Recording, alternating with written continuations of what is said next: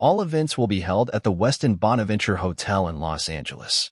The Academy will start the weekend with a private luncheon to honors its 2023 Daytime and Children's and Family inductees into the Gold and Silver Circle Honor Society on December 14th. Talk show host Maury Povich, who was previously announced as a Daytime Emmys Lifetime Achievement honoree, will receive his award at the ceremony on December 16th as well. Nominations for the Daytime Emmy nominations were announced in April, while the Children's and Family nominations were announced on November 2nd. We are pleased to honor once again the writers, performers, and other creators that inspire and entertain audiences of all ages, said Adam Sharp, President and CEO of Nadas. We look forward to a fun-packed weekend that underscores the amazing scope of content making a difference in viewers' lives. According to Nadas, SAG-AFTRA members appearing on daytime dramas, talk shows, and other non-dramatic programs work under the Guild's Network Code Agreement, which remains a non-struck contract. The majority of programs recognized in the Children's and Family Emmy Awards competition were similarly produced under agreements not subject to the strike. However, some Children's and Family Emmy-nominated programs remain struck.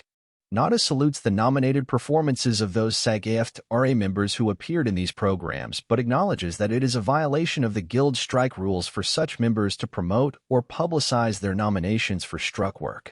In May, Nadas postponed the Daytime Emmys and the Creative Arts and Lifestyle ceremony due to the Writers Guild of America strike.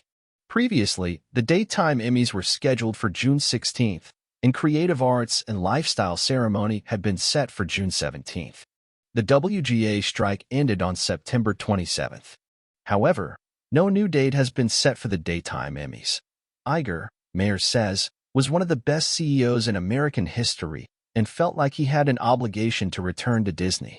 Iger was disappointed to see the company not live up to the standards that he had set forth, so stepping back into it was something I think he felt that he had to do. As for Iger's priorities, ESPN is at the top of the heap.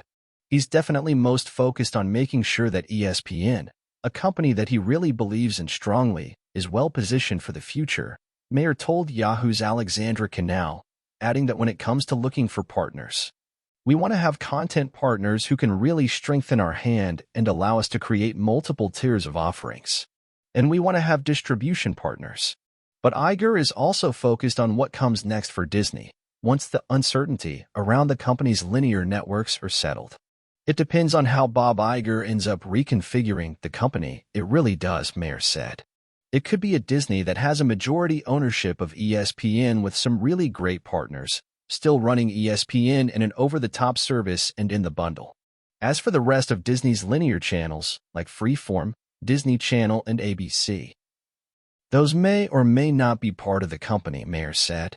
Maybe they're put in some sort of joint venture. You can imagine all sorts of different dispositions for those assets, but then you're left with the core of the company, which I think is an amazing core. You have Disney, Marvel, Star Wars, and Pixar, the core brands, and you have the franchises that exist beneath those brands. They're all there. And they're hugely powerful business platforms, he added. They're streaming, which I think will be profitable very, very soon. They're theme parks. People forget about consumer products, which is a massively profitable business for the Walt Disney Company. And there's one area that Disney is not a major player in, but which Mayer thinks it should look into. Games is the one place where I think Disney has not yet made a substantial investment, he said. It's also a place where people can interact with or spend a lot of time with their favorite characters and context. So gaming is the last big sort of business platform. You plug that into those core assets, and no matter what happens to those linear networks, you have a really great growth trajectory.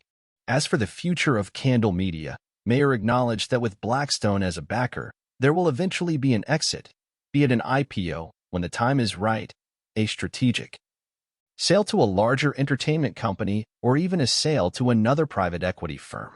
Who knows, maybe KKR owns us in 3 years, Mayer quipped.